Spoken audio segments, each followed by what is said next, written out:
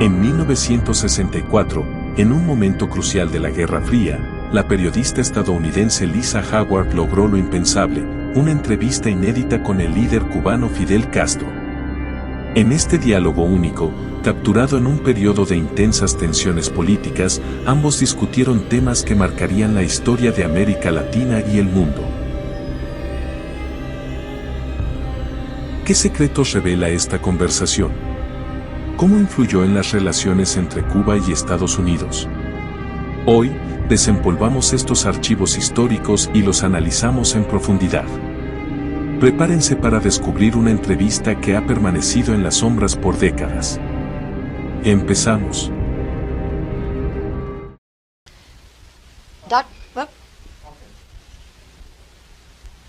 Dr. Castro, President Johnson said that he personally was sorry that the passengers of the Cuban fishing vessels were placed in jail and that he hopes they can get out as soon as possible, but that he thought your reaction to what happened was too strong.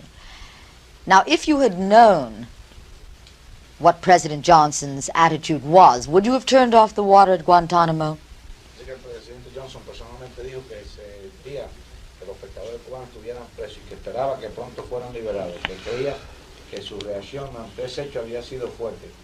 ¿Hubiera sido su reacción de otra manera de saber usted la actitud del presidente Johnson? First place, I read the cables, and I didn't read exactly that he was sorry that they were being sent to prison. I read this morning the cable. But you said me, had you heard about that? President Johnson said that he personally was sorry they had been placed in jail. And he further added that we must understand that the United States government can't control everything.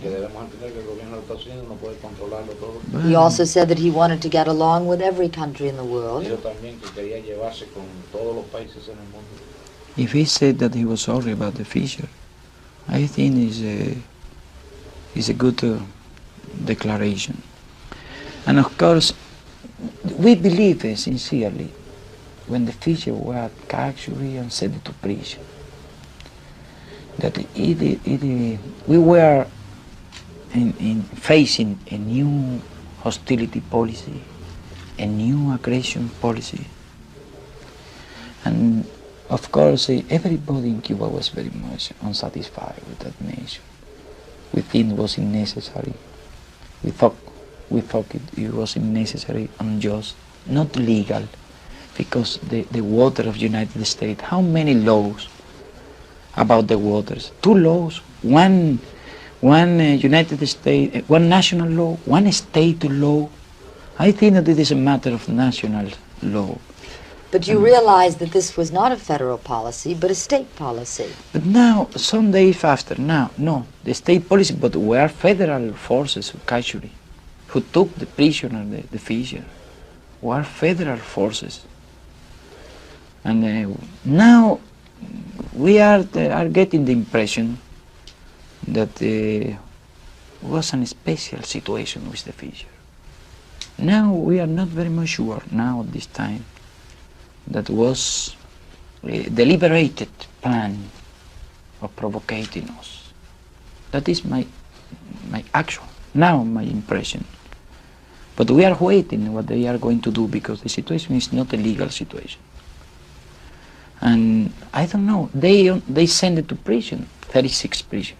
They were 38. 2 of them were assassinated.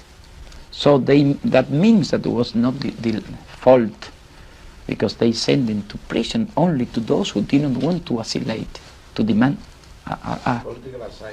political asylum in United States. And they have in their hands a non-legal,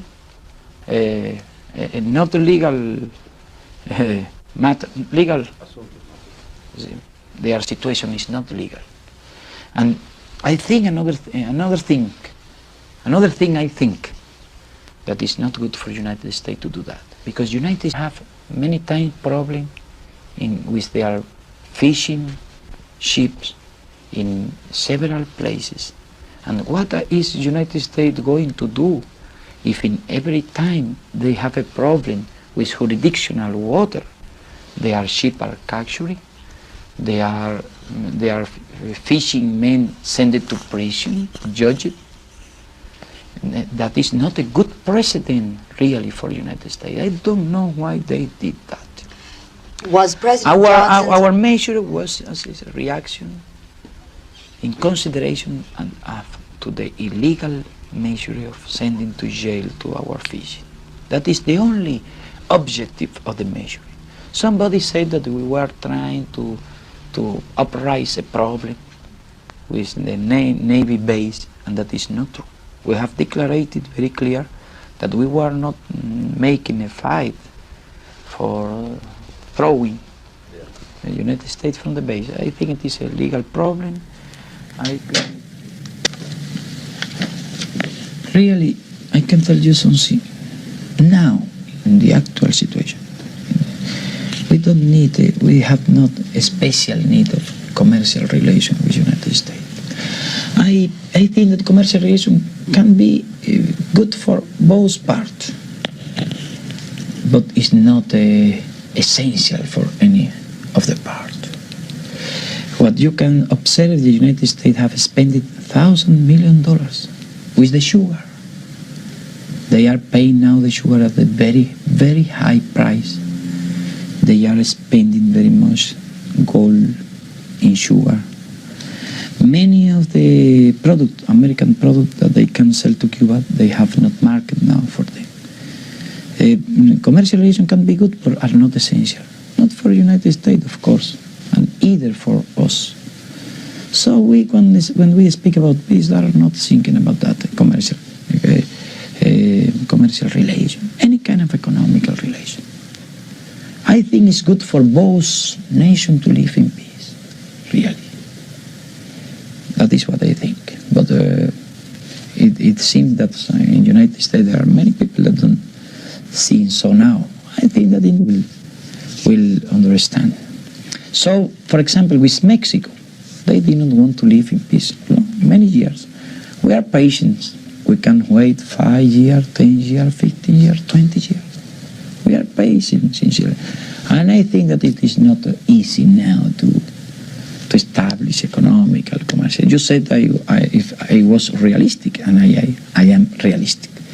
But I am realistic, I think that we can live in peace. And peace is interest for them and for us, and for everybody. That is our position. Started, took place in Cuba when with a Republican administration, because Eisenhower was president. First measures were taken by the Republican against Cuba, and they failed. Then Kennedy continued that policy. I think it was a mistake of Kennedy to continue Republican policy with Cuba, because Republican policy was called to fail.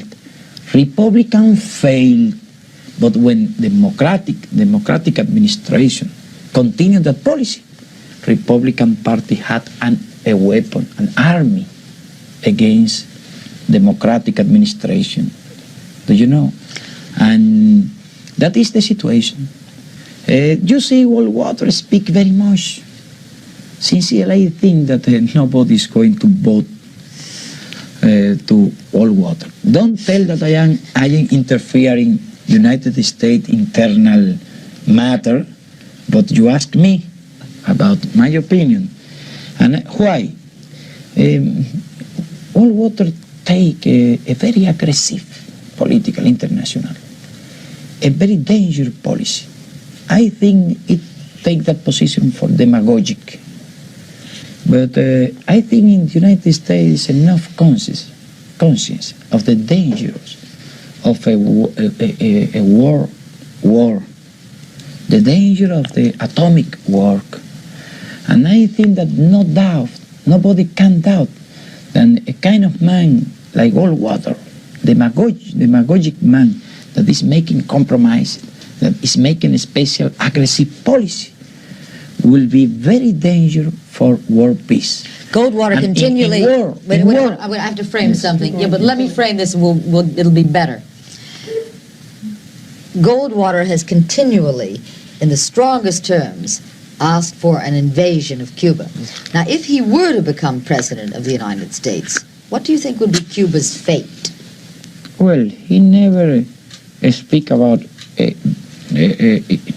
United States soldier invasion. He speak about one invasion with mercenary and helped with airplanes. That is his position. He have some carefully. But in general, in every international matter, Goldwater position is not responsible at all position. That is true. I don't vote in the United States. I have any kind of compromise of making policy for one or for another candidate in the United States. But that is my opinion. That is my opinion. And I am sure, I am completely sure that at this time, that reactionary policy of Goldwater will never have majority in the United States. And I think he, with his demagogic, is opening a hole. Nobody want war. Nobody want atomic war. Only crazy people will want atomic war, because atomic war means disappearance of everybody, and will be not any kind of victory in an atomic war. That is my opinion. That is why we are not worried from Goldwater. Why? Well, Goldwater is nominated. It's possible and be elected. It's possible he change, because one music is when they are aspiring, they are making political campaign, and another thing when they have the responsibility about what is going to happen. There is a lot of different. So, suppose that one man like Goldwater is nominated, we will sit to wait and to see what is going to do. In any case, we are afraid. In any case, we have been in very difficult situation. We have been facing a lot of danger. Excuse me 1 minute, but he said afraid, and I mean he means not afraid. I know that. We're not afraid is what he means. He means not afraid. Yes, I know that. What I said. You said we are afraid. We are never afraid. We are not going to be afraid. That is what I wanted to do. I wanted to tell that we have been facing very risks, minutes full of risk in several times. And in any case, we will be afraid. We will not be afraid in any case. Wait, I want to frame a question again. Okay.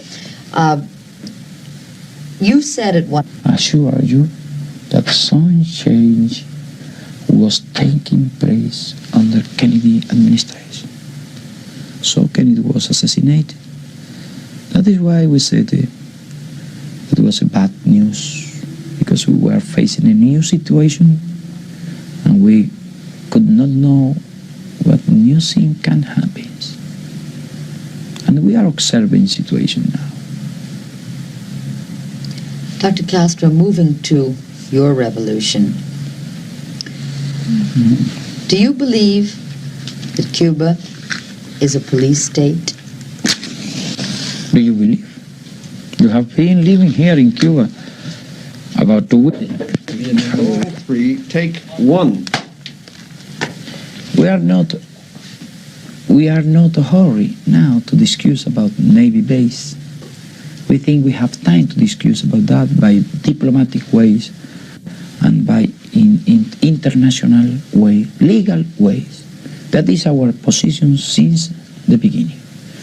And we never have provoked any problem about the base. In this special situation, we took a measure that we think we are in the right taking. Because what to do when you see that some unjust measure is taken, aggression is taken. And I think that it is necessary, it is just to take a measure against another measure. But not, I repeat, was not a measure in consideration of the situation of the base, in consideration to the fishermen. And our position is, if justice, they are freedom, the fisher, as it is legal, it is a right that they be freedom, and the United States want the water again, we give the water again. They have spoken that they are going to despedir. Fire. Votar. Fire. Fire. Sí. Dismiss. They are going to get away. Fire, fire. Fire, fire. Sí. The employees, the Cuban employees, I think it is not justice. Because they are going to take measure with men that have been working 10, 15, 20 years in the base. And I think that is not a good political measure. Okay, keep it going. I'm going to reframe the question here. Okay, keep going. When you turned the water off at Guantanamo Bay, was President Johnson's reaction more mild than you expected? Cuando cortó el agua a la base de Guantánamo, la reacción del presidente Johnson fue más suave de lo que usted esperaba. I cannot answer. Really, when we took the measure in answering the measure that was taken with the fishermen, we are decided to affront, to face the situation, any kind of situation. Anybody can be sure what were they going to do. Of course, if they had a plan provocation, I think that new provocation step could be taken. But really, after that situation, I think that in both ways, Cuban government make the acclaration about our objective, and in United States they try to prove that there not exist any special plan of provocation about Cuba. Both United States government and Cuban government took forward a measure. I think that were good measure. For example, we took the measure of giving water 1 hour to children, women that live in that place. And in United States, some declarations were made. And we saw that in United States, some part of the people believed that was a special Cuban plan against the base. And it was not true. It was declared there was not a special plan. The base. Really, we don't want, and I don't know who wants now to start problems. I don't know who is going to win with this kind of problem. We didn't want to produce any kind of friction.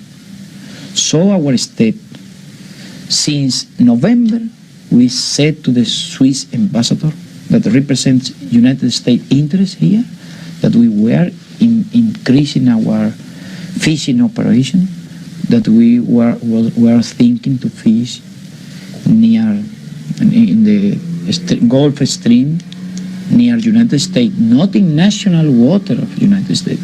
Sincerely, we believe that we have made enough to avoid incidents. So when incident started, nobody here could understand why the incident. I think sincerely it was a mistake, a real mistake, and United States has been very much criticized in Europe, not only in socialistic newspaper, in many newspapers in all the world. I have read it, because nobody can be agreed with that measure, and that measure is against the interests of the United States, because other nations can do the same with United States ship and United States fishermen. Okay, all right, now, that's fine. Tell Dr. Castro that I want to ask him Ask everything. that he has spoken often of his desire to normalize relations with the United States. What is he prepared, it's a very important question, to concede to bring about this normalization of relations? Understand? Usted ha hablado algunas veces de la normalización de las relaciones con los Estados Unidos. ¿Qué está preparado And usted I'll pose it again. para alcanzar este objetivo? Okay, we'll start again. Dr. Castro, you... Not very difficult, because we have not cause that avoid, impede, That prevents. that prevent us of living in peace with other nations.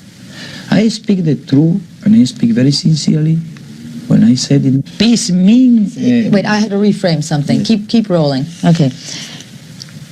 If the United States... What? If the United States were willing to end the trade embargo and to reestablish diplomatic relations with Cuba in exchange for an end to what we call the exporting of revolution to other nations in the hemisphere, would you agree to some kind of inspection on your island to guarantee and prove that you were not exporting revolution? Dice que si los Estados Unidos estuvieran de acuerdo en suspender now el embargo comercial y establecer relaciones diplomáticas con nosotros a cambio de que nosotros detuviéramos lo que ellos llaman exportar la revolución y permitir una inspección para verificar esto. You ask me, United States, we are not demanding economical help. We are not demanding commercial relation. We demand peace. And peace can be established over the base of respect to the sovereignty of our country. Peace can be established over the base of absolute respect of the international principle, absolute respect of the sovereignty of all the nations. You understand? We can live in peace with all the nations in this hemisphere. Okay, this is Dr. Castro. Roll 5, take 1.